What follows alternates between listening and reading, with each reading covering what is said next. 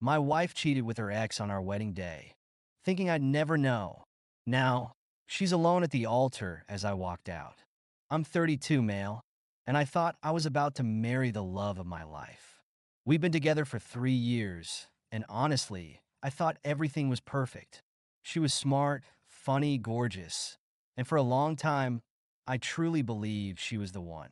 But what happened in the days leading up to our wedding showed me exactly who she really was. And trust me, it wasn't the person I thought I knew.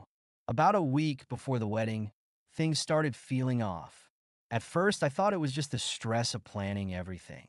Weddings are intense, right? But there were little things that made me uneasy. She started being secretive with her phone, stepping out of the room to take calls, and giving vague answers when I'd ask her who she was talking to. At first, I didn't think too much of it. I trusted her. We were about to get married, for crying out loud. But then one night, her phone buzzed while she was in the shower, and I noticed a message pop up. The contact name just said D. Something about it didn't sit right with me. I didn't open her phone. That's not my style. But I couldn't shake the feeling that something was up. So later that night, I asked her, "Who's D?" I saw his name pop up earlier. She didn't even hesitate. "Oh, just an old friend. He's going through some stuff, so we've been talking. No big deal." She said it so casually, like it didn't matter. But there was something in her tone that made my gut twist. Still, I didn't push it. I wasn't going to be that guy, the paranoid fiancé who makes a big deal out of nothing. But after that, I started noticing more weird behavior. She'd go out late at night, saying she was meeting up with her maid of honor to go over wedding details, but wouldn't tell me much. She started taking longer to respond to my texts, and when I'd ask how things were going, she'd get defensive, saying I was stressing her out with all my questions.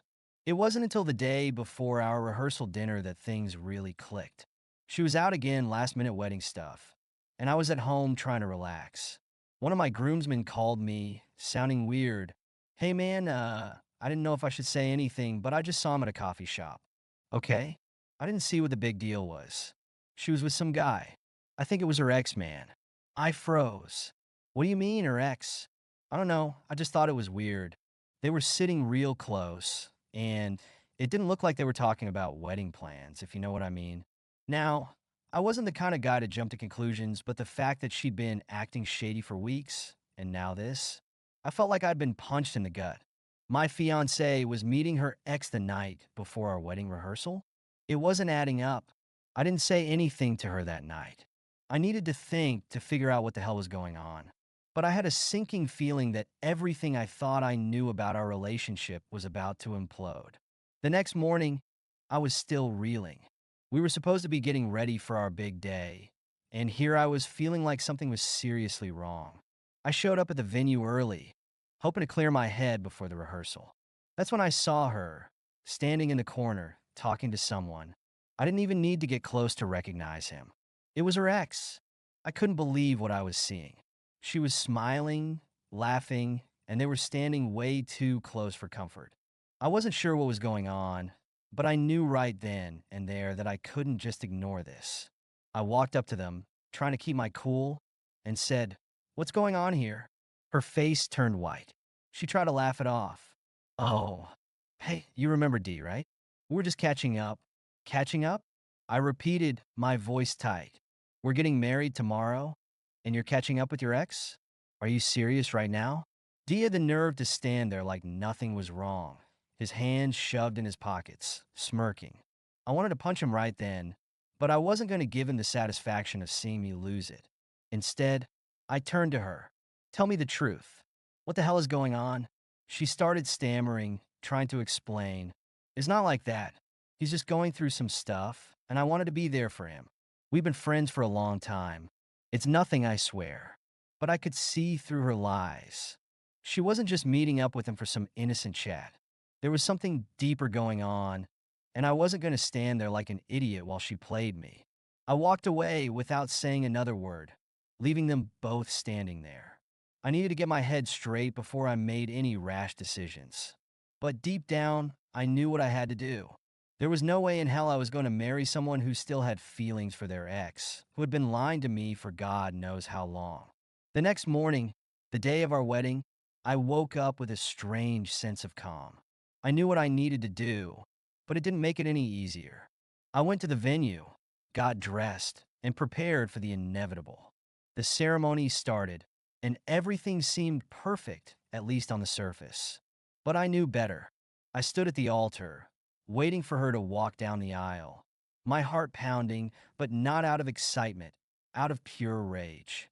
The music played, and there she was looking like she had no idea what was coming. She reached the altar, and as the officiate began the ceremony, I stopped him. "I'm sorry," I said, loud enough for everyone to hear, "but I can't do this." A murmur rippled through the crowd. Her eyes widened in shock, and she whispered, "What are you doing?" I ignored her and turned to the guests. "I need to be honest with everyone here. Something's been going on that most of you don't know about. I found out yesterday that Emma's been meeting up with her ex. She's been lying to me, sneaking around behind my back, and I'm not going to stand here and marry someone who clearly doesn't respect me." Gasps filled the room. Her family looked horrified. My friends were in shock, and she just stood there, tears welling up in her eyes. But I wasn't done. "I deserve better than this," I said, turning back to her. "You invited him to our wedding. You lied to me over and over again. I'm not going to let you make a fool out of me." That's when the real entitlement kicked in. She grabbed my arm, crying, and said, "Please don't do this. You're embarrassing me. Think about what you're doing to me.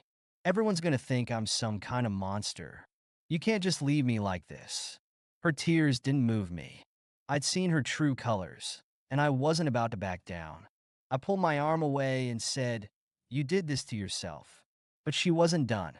She switched tactics, her voice lowering as she whispered, "If you leave, I'll tell everyone you've been impossible to deal with. I'll say the wedding stress made you snap. No one will believe you."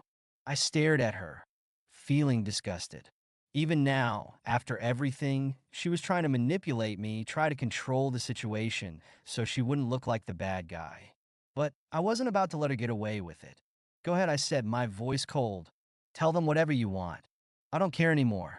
I turned and walked away, leaving her standing there, sobbing in front of all our friends and family. I didn't look back. I didn't need to. I knew I'd made the right decision. After that, things got messy. She tried to spin the story, telling people I'd overreacted, that I was paranoid and couldn't handle the stress of the wedding. But the truth came out. People saw her for what she was, a liar and a manipulator. Her ex didn't stick around long after the wedding fell apart, and from what I heard, she ended up burning a lot of bridges with her lies. As for me, I walked away, hurt but relieved. I dodged a bullet, and I knew it. If she could lie to me that easily, if she could try to manipulate me and turn things around on me like that, she wasn't the person I thought she was. And I wasn't about to spend my life with someone like that. So yeah, I left her at the altar, and I don't regret it for a second. Moral of the story? If something feels off, trust your gut. And if someone tries to manipulate you or make you feel like you're in the wrong for setting boundaries, walk away. You deserve better. Thank you so much for listening to my story. If you have any thoughts, I'd love to hear them. So please leave a comment. Don't forget to like and subscribe if you want more stories like this one.